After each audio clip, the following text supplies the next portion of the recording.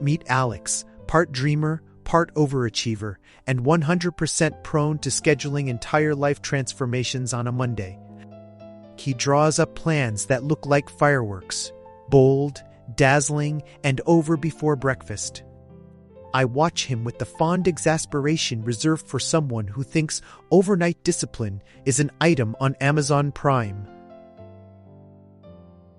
By Wednesday, his plan looks more like modern art, chaotic, confusing, and in need of a museum label. He attempts 5 new habits at once and then blames gravity when they fall apart. I make a note. Launching everything at once is a strategy only a reckless superhero or a very committed disaster would use.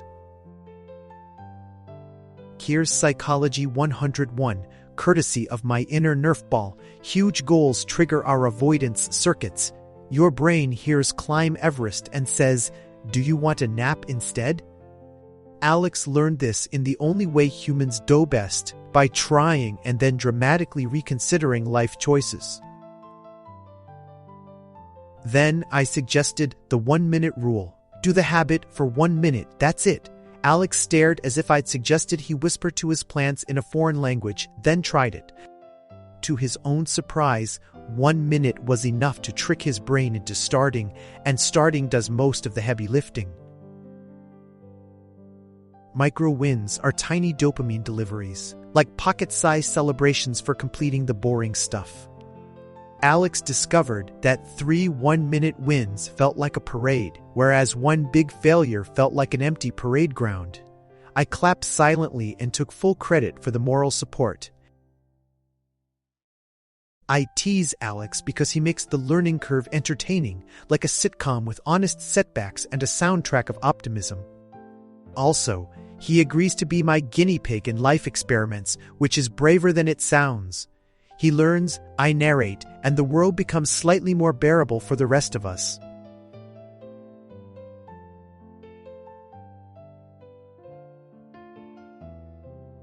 We all have that inner voice, the commentator of our chaos, and Alex's sounds like a very tired sports announcer. It narrates, criticizes, and occasionally invents worst-case scenarios just for entertainment. I told Alex we could swap that script for something with fewer dramatic plot twists.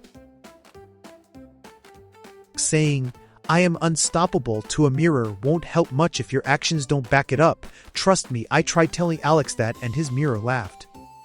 Overly rosy affirmations can feel fake and trigger resistance. Instead, we pivoted to something less dramatic and more accurate: evidence-based self-talk. Evidence-based self-talk sounds like responsible testimony at a very calm trial. I have done X, therefore I can do Y.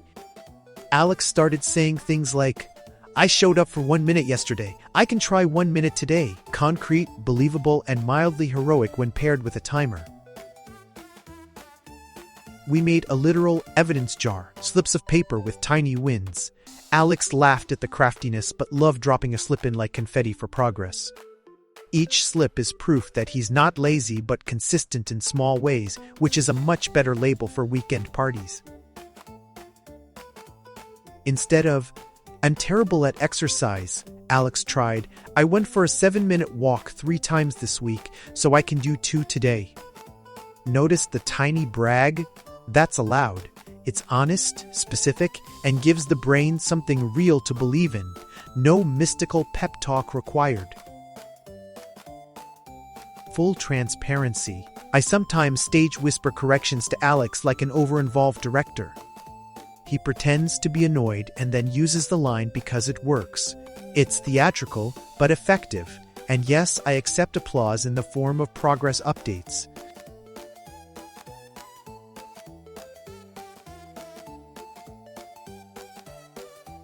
We designed wins so small that Alex couldn't possibly argue with them. 1 push-up, 1 paragraph, 1 minute of sorting a drawer.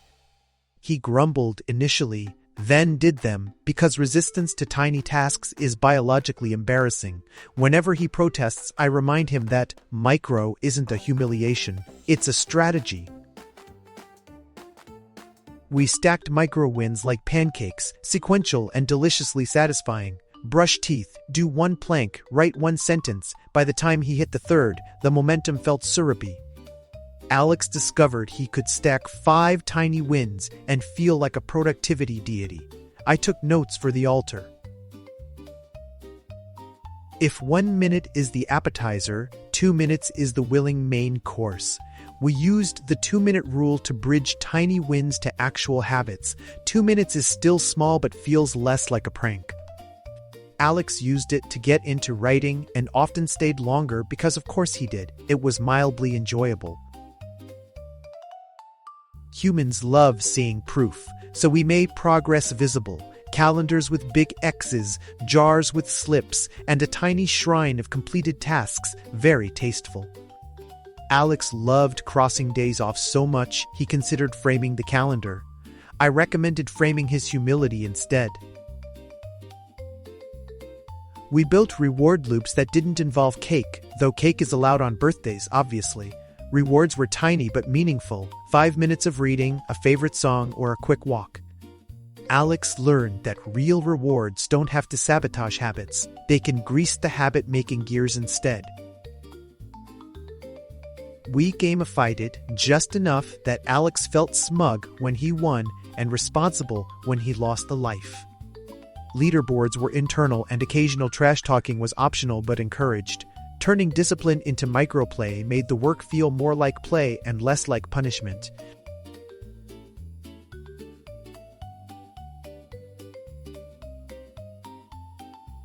Just when victory felt like a comfy sweater, Monday hit and Alex slept through his tiny routine. Shockingly, the universe doesn't care about our microplans. I did what any responsible narrator would do. Dramatic gasps followed by practical troubleshooting. We normalized slips like stains on a favorite shirt, annoying but fixable. Alex wrote a tiny note, "One missed day is not a lifestyle." He laughed at his own melodrama and then did 5 minutes of movement, proving notes and laughter can be surprisingly obedient. Instead of moral judgment, we treated failures as data points. Alex started asking, "What went wrong?" instead of, "What's wrong with me?" It turns out curiosity is less punitive and more effective. Plus, it makes Alex sound like a thoughtful scientist, which he appreciates deeply. We played environment Tetris, move the donut box out of sight, put running shoes by the door, hide the binge now apps. Alex grumbled like a teenager, but appreciated how small nudges made stubborn habits easier. I call it lazy proactive design. Others call it brilliant. We added light accountability, a weekly check-in, not a tribunal. Alex found it motivating to tell a friend, "I did 5 minutes." The friend replied, "Nice." And the world did not end. Accountability can be gentle and still effective. Who knew? We created a bounce-back ritual. 1 deep breath, 1 tiny action, and a cartoonish victory wiggle. Alex practiced it like a handshake with his future self. Rituals make returns predictable and less theatrical, which is perfect because Alex already provides the theater.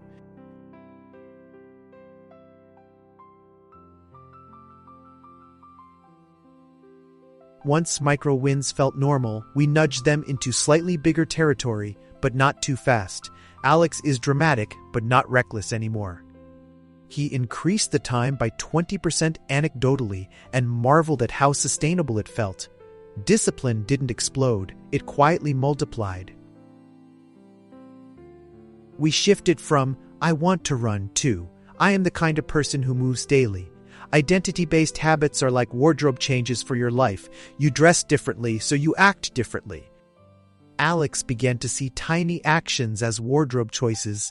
He enjoyed putting on the consistent sweater.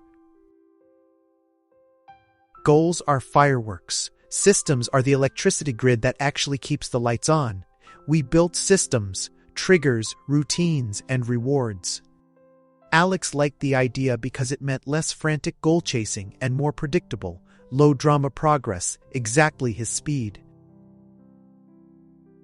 We used habit anchors. When I brew coffee, I do 2 minutes of stretching.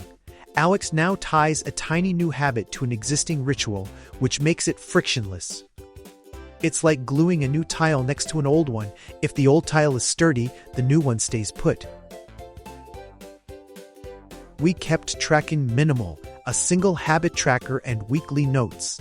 Alex didn't need spreadsheets or a master's degree in metrics, he needed clarity. The tracker became like a scoreboard in his living room, visible and oddly satisfying. We learned to celebrate quiet wins, 3 weeks of consistent 2-minute sits, a streak of writing, a habit maintained through a rough patch. Alex would do a private victory dance, an offbeat shimmy that only his shoes knew. Celebrate small, the big stuff often arrives later.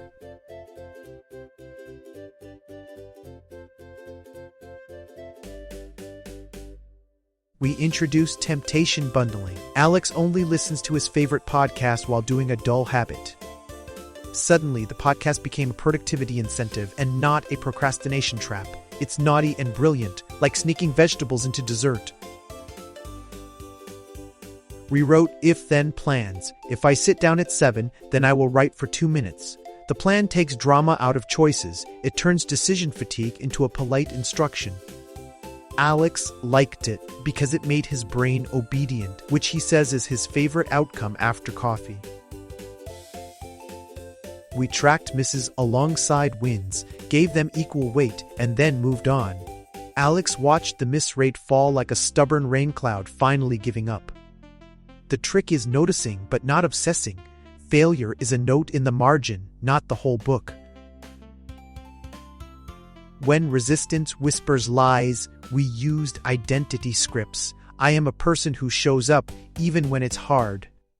It sounded dramatic, but repeating it helped Alex act from a new place. Over time, the script felt less like a costume and more like comfortable clothes.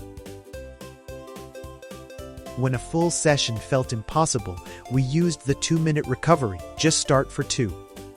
Alex found that 2 minutes often turned into 20 because momentum is surprisingly clingy. It's a tiny permission slip that invites your brain back into the game.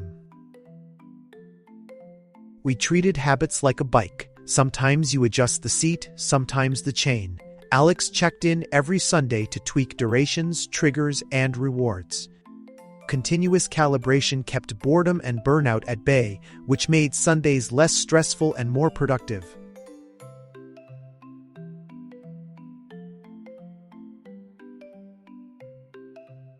Fast forward a few months, and Alex's routine looks boringly impressive, the best kind of impressive.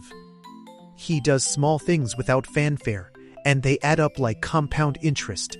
I feel that satisfying narrator glow when a plan actually works. Discipline stopped being dramatic for him. It became predictable and kind of boring in a good way.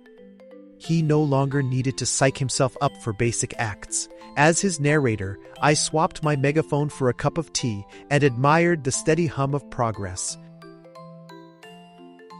As the evidence jar filled, Alex's beliefs shifted. I can't stick to things became I stick to small things and build up. That sentence change did more than motivation ever did. Belief followed evidence, not the other way around, which is a neat reversal. Long-term payoff arrived slowly and with excellent taste. Alex noticed cumulative benefits, more energy, less stress, and the odd moment of smugness when he opened his inbox and didn't panic.